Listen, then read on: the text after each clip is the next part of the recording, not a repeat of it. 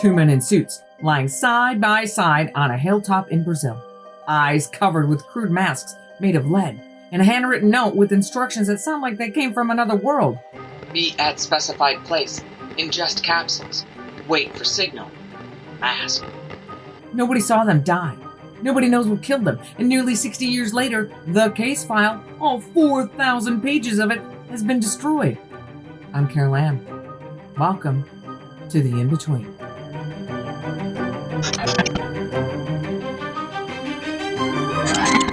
Now, to really understand what happened on that hill, we need to understand the men who climbed it. Because these weren't drifters or thrill seekers. These were respected professionals with families, businesses, and a secret obsession that would end up killing them. Manuel Pereira de Cruz, age 32, and Miguel Jose Viana, age 34. Both were electronic technicians from a town called Campos dos Goitacazes, about 178 miles from Rio de Janeiro. They co-owned a small TV repair shop, which in 1960s Brazil was a booming trade. Consumer electronics were exploding across the country. These guys had trained in São Paulo.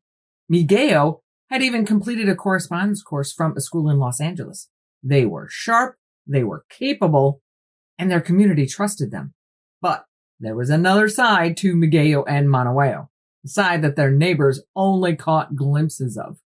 Both men were deeply involved in Kardecist spiritism. If you're not familiar, think of it as a belief system that tries to blend Christianity, philosophy, and scientific experimentation into one package. It was huge in Brazil. By the 1960s, there were roughly 3 million declared spiritists and over 30 million sympathizers. This wasn't some fringe cult. It was woven into the fabric of middle-class Brazilian life. Some practitioners even incorporated electronics like radios and tape recorders into their sessions, attempting to detect spiritual presences.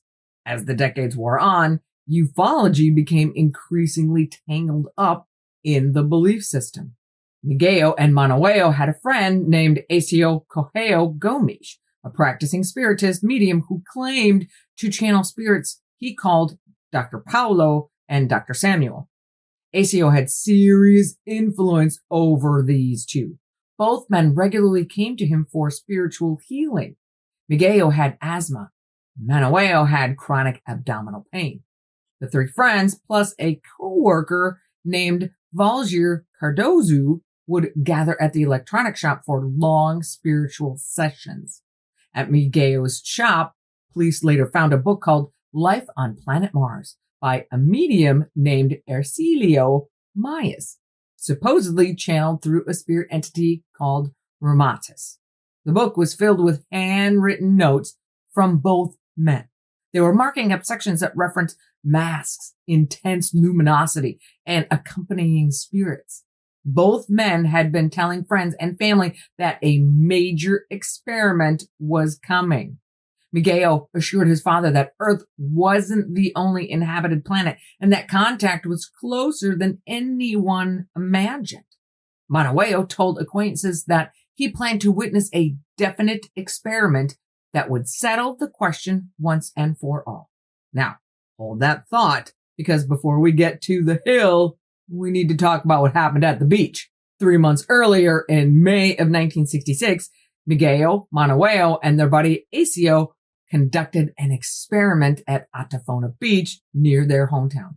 Miguel had told his sister beforehand that they'd soon be carrying out a secret important mission, almost the exact same language he'd use again before their fatal adventure.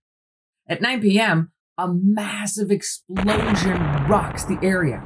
We're talking a fireball that lights up the sky. The blast is heard 6 miles away. People feel the ground shake. Locals think a flying saucer's crashed into the ocean. Detective Walter Fernandes rushes to the scene to find the strong smell of sulfur and deep track marks in the sand. The Navy, which interestingly enough had intercepted clandestine radio transmissions from unregistered call signs in the area just 2 days before the explosion, launches an investigation. Whatever these guys set off on that beach is not a firecracker. Then in June, another homemade device explodes in Montehuelo's garden. Police photographed the remains. Metal pipes, wires. These men are building something.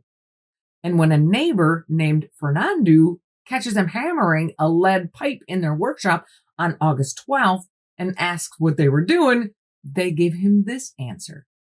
We are creating something that will prevent the end of the world in 1968, when the great cyclone will devastate a large part of our planet. Yep, that's what they said. On August 16th, the night before, Montehuelo wakes his wife in the middle of the night and tells her he and Miguel are going to Sao Paulo to buy a used car and electronic components.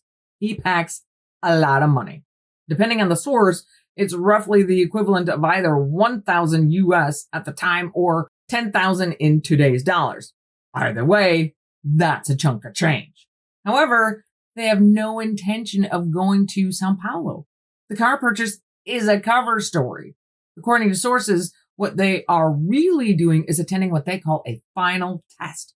A test to determine once and for all whether they truly are believers. Whatever they have planned, these men believe it will give them definite proof about whether the world of spiritism is real. That same day, the men made the lead masks at home using a lead pipe.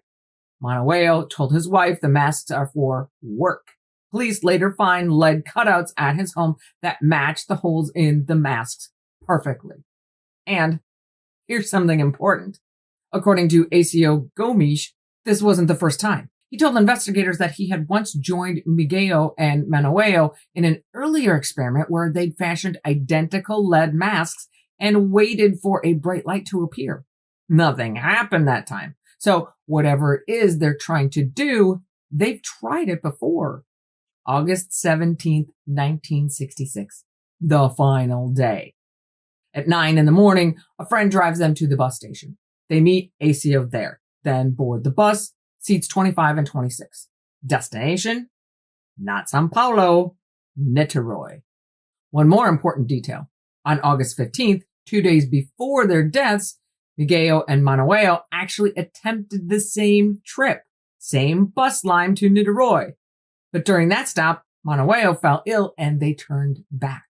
That tells us the hilltop journey was planned well in advance. But back to the 17th.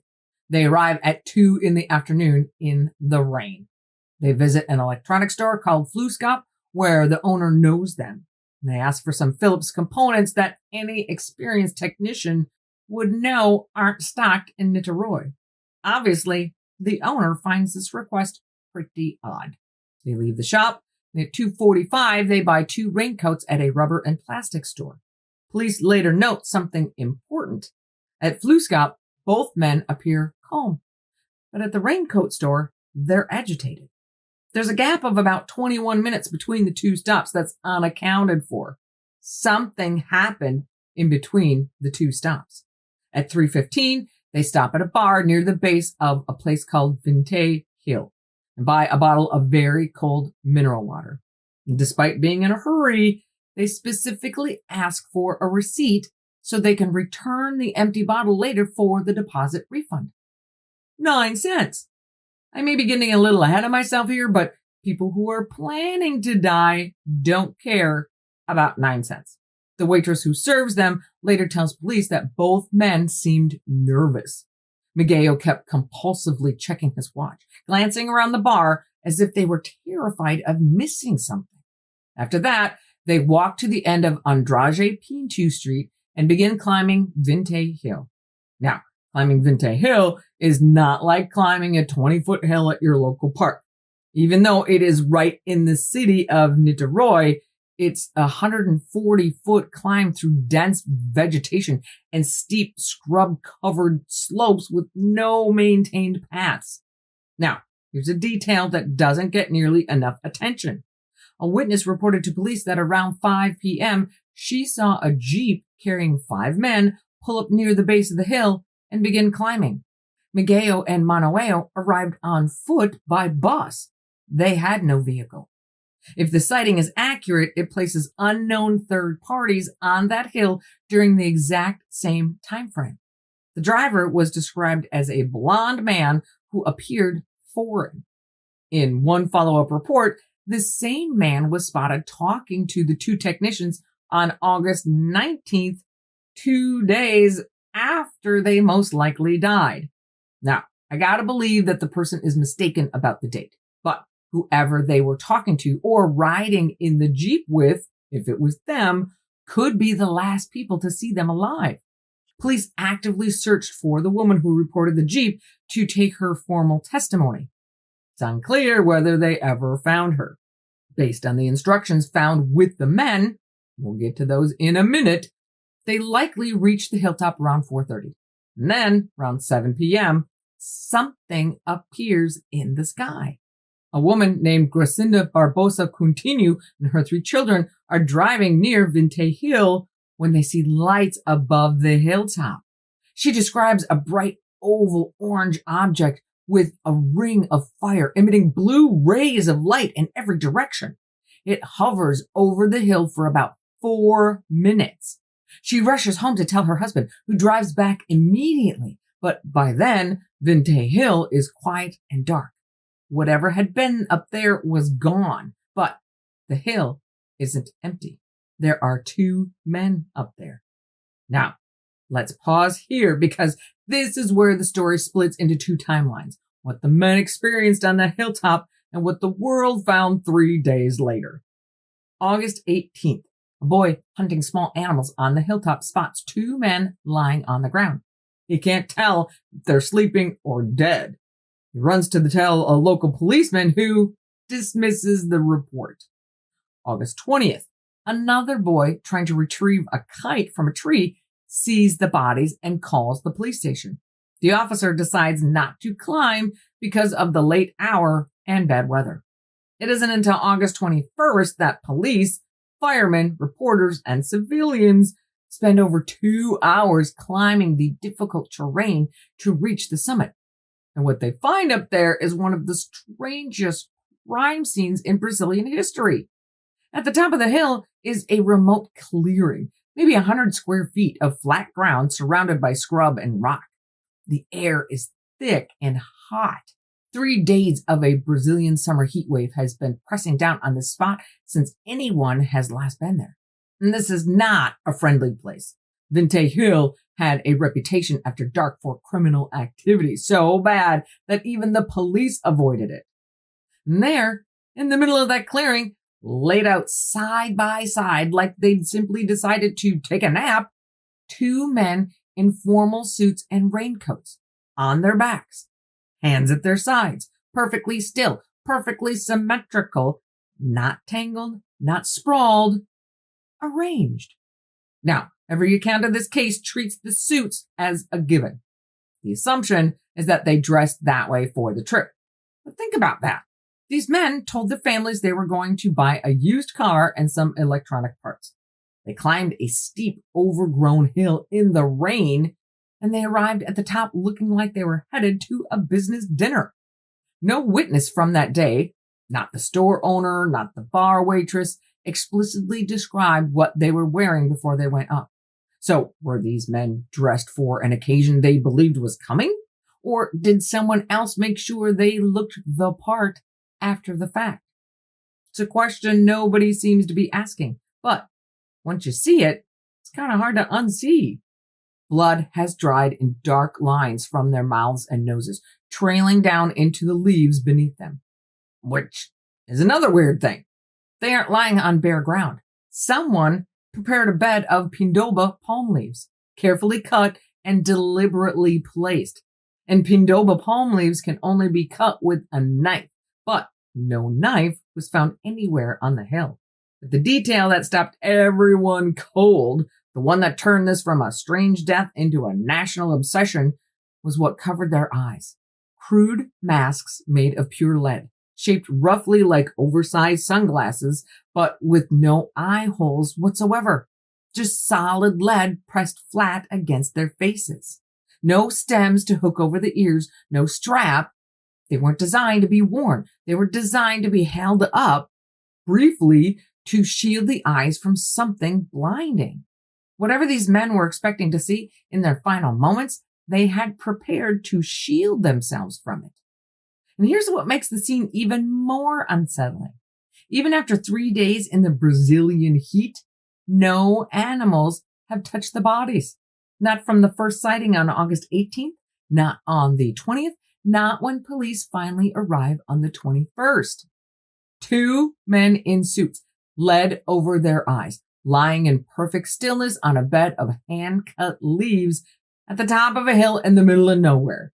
No footprints leading away, no signs of a struggle, just silence and the smell of rain-soaked earth and 2 bodies that look like they have been placed there by careful hands. Scattered around the clearing is a nearly empty bottle of mineral water, improvised cups made from aluminum foil, a package with 2 towels, because if you're gonna hitchhike across the galaxy, you gotta know where your towel is. Miguel's wedding ring tied to a pair of reading glasses tucked inside his jacket, a wristwatch stored in a pocket, deliberately not worn, a small amount of money, but a fraction of what they brought, 2 unused bus tickets back to Campuche, and an embroidered handkerchief with the initials AMS that neither family recognized. And then the notes, a piece of paper with a single word, bonsai, a medicine dosage schedule, and the crucial note, the one that turns this case from strange to otherworldly. 1630, be at specified place. 1830, ingest capsules after the effect. Protect metals, wait for signal mask. There's no punctuation. So the meaning is frustratingly ambiguous. Does after the effect modify what comes before it or what comes after? Does protect metals mean remove your metal items? Is signal mask 1 instruction or 2? That dosage schedule is telling too. Sunday, 1 capsule after meal. Monday, 1 capsule in the morning while fasting. Tuesday, 1 capsule after meal. Wednesday, 1 capsule when laying down. August 17th was a Wednesday. 1 capsule when laying down matches exactly what they were doing on that hilltop. Someone was directing a 4-day preparation ritual that began on Sunday, August 14th. And handwriting experts later determined that this schedule was not written by either Miguel or Manuel. Someone else gave them these instructions. Someone told them what to take, when to take it, where to be. Now, you'd think with 2 dead bodies, a crime scene full of bizarre evidence, and an entire nation watching, the investigation would be thorough. It wasn't. Not even close. The bodies were taken to the coroner's office, which was overwhelmed that day because a prominent detective had been murdered that same morning and his body got priority attention. An assistant, not a qualified pathologist, performed the organ removal. The internal organs of both men sat on a shelf for days, deteriorated beyond the point of testing, and were simply thrown away. The coroner's office didn't even have the proper chemicals to run all the necessary tests. No toxicological analysis was ever performed. Wait, what? 2 men are found dead under the most bizarre circumstances imaginable, and nobody ran any tests to find out what this substance was that most likely killed them? The single most important piece of evidence in the entire case, just completely ignored.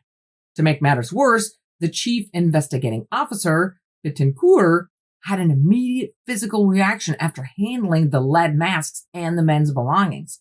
Red spots erupted across his skin right in front of other officers and journalists.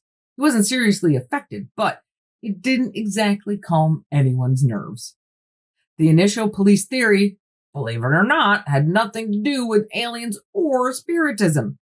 Vintém Hill was known as a discreet meeting spot for gay men, and detectives initially suspected a secret relationship and joint suicide.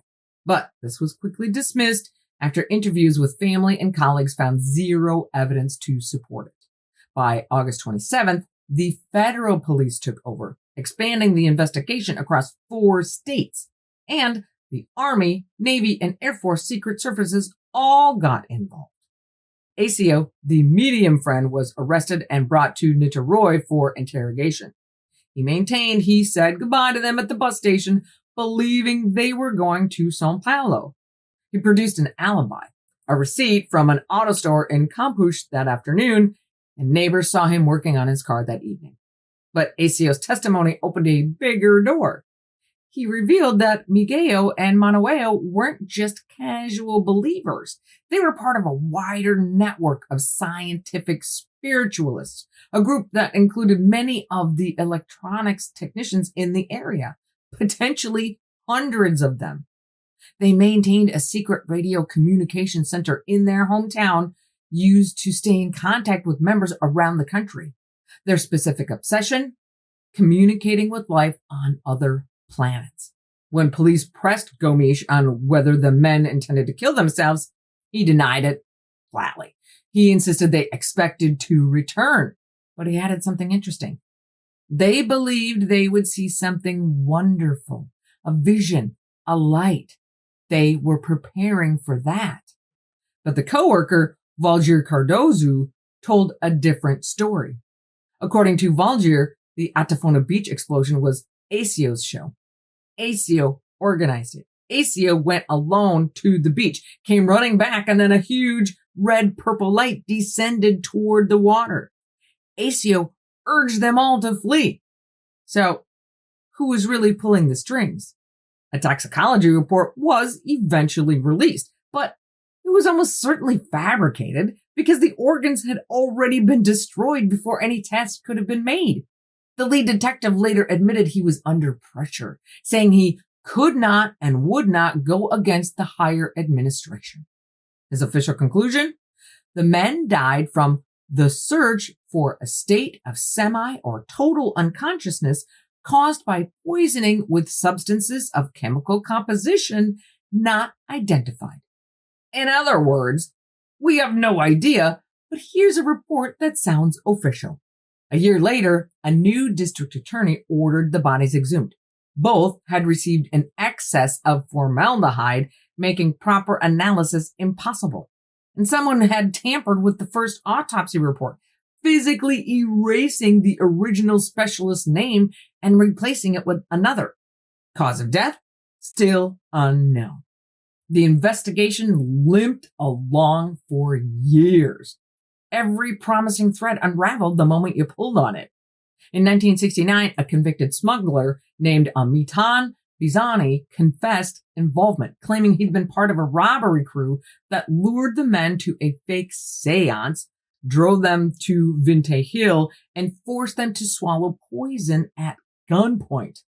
But the story collapsed under basic scrutiny. No signs of struggle on the bodies, money left behind. And Benzani's real motive appeared to be a transfer to a prison that was notoriously easier to escape from. Police said, nice try. But then in October of 1969, a genuine suspect emerged. Alexandre Monteiro Selva Neto, a fugitive known as Professor Ramayana. He had lived near Vintém Hill. He hosted parapsychology experiments at his home. He posed as a professor at a university in Recife, and his initials, AMS, the same initials on that mysterious handkerchief found with the dead men. Ramayana was a piece of work. He'd escaped prison at least twice. He once evaded police in Recife by hiding in a refrigerator. He claimed he could hypnotize officers into letting him go. Despite promises to reopen the lead mask case, when he was finally captured in 1973, it apparently never happened. And then, in May of 1969, the district attorney on the case was transferred. The new DA asked for the case to be closed. According to a 2004 TV documentary, a later request to reopen it was denied because the files, all 4,000 pages of reports, testimonies, test results, photographs, the notes, and the lead masks themselves could not be located. Standard practice in Brazil was to destroy archived cases after 10 years of inactivity. Everything was gone. So, what actually happened on that hill? Let's walk through the theories. Theory 1, and the most widely accepted, accidental poisoning during a spiritist experiment. The men willingly took capsules as part of a ritual to contact extraterrestrial or spiritual beings. The lead masks were meant to block their earthly vision. See, the Ramatis text described higher beings as emitting intense auras of polarized light. The masks had no eye holes at all. They weren't trying to filter light. They were trying to shut down ordinary sight completely. Some researchers believe they were attempting to activate a kind of inner or astral vision by eliminating all visual input. Sensory deprivation as a gateway to the supernatural. The protect metals instruction, that meant removing their watch and wedding ring. Whatever they ingested killed them. But here's the problem. Both men died in seemingly identical positions. No signs of struggle. No evidence they tried to move or call for help. If it was poison, wouldn't there be convulsions, gasping, some attempt to get up? Did both capsules hit at the exact same moment so neither man could help the other? One detective theorized curare. It's a toxin that paralyzes your muscles until you can't breathe. It would explain why they looked so peaceful. However, curare is generally harmless when swallowed. It usually needs to enter through a wound. And that 4-day capsule regimen with 1 day of fasting, that matters. When you fast, your body absorbs substances faster and reacts to them harder. Even something only mildly dangerous becomes potentially lethal on an empty stomach. Factor in the conditions on that hilltop. Hours of unshaded exposure to the Brazilian heat. One forensic officer suggested the capsules may have caused cardiac arrest compounded by heat exhaustion. A substance that might have been survivable in a cool room could turn deadly when your body is already fighting dehydration on a hot, open hilltop. In 1960s Brazil, spiritist mediums and Umbanda practitioners routinely prescribed herbal concoctions during trance states. If the capsules were herbal preparations rather than pharmaceutical drugs, their potency would have been wildly unpredictable. Theory 2, murder and robbery. The men had a current equivalent of at least $10,000 on them. Only about a $700 equivalent was found on their bodies. So the idea is maybe someone who knows how spiritist rituals work sets up a fake experiment, lures two believers to a remote hilltop, hands them poison disguised as sacred capsules, and walks away with their money. Remember that Jeep with 5 men spotted at the base of the hill around the same time? If third parties were present, they had a vehicle for a quick getaway. A spiritual guide could have directed the whole ritual, made sure that the capsules were taken, then walked away with a small fortune. The police believed the handwriting on the instruction note was Miguel's, but the vocabulary, particularly the phrase ingest capsules, wasn't his normal language. Someone may have dictated those instructions to him, and the dosage schedule wasn't written by either man at all. Theory 3, a self-deletion pact. Maybe they genuinely believed that they would be transported to another dimension. The parallels to Heaven's Gate are hard to ignore. Matching suits, matching masks, matching positions, a belief that the body was just a vessel to be shed. But investigators rejected this theory pretty early on. No motive for self-deletion was found. They bought return bus tickets. They asked for that water bottle refund receipt. They told their families they'd be back the next day. Everything about their preparation says they expected to come home. Theory 4, third-party manipulation. ACO, or another spiritist leader, manipulated the men into a dangerous experiment. Think about that 4-day capsule schedule. Somebody wrote it out. in someone else's handwriting. Somebody told them what to take and when. And we can't ignore what was actually found on that hilltop when you look at it through a ritual lens. Those towels Manuel packed the night before take on a different meaning when you know that in certain spiritist materialization seances, damp towels were used to create moisture believed necessary for spirits to physically manifest through a substance called ectoplasm. Who you gonna call? The aluminum foil cups, the mineral water, the instruction to wait for signal.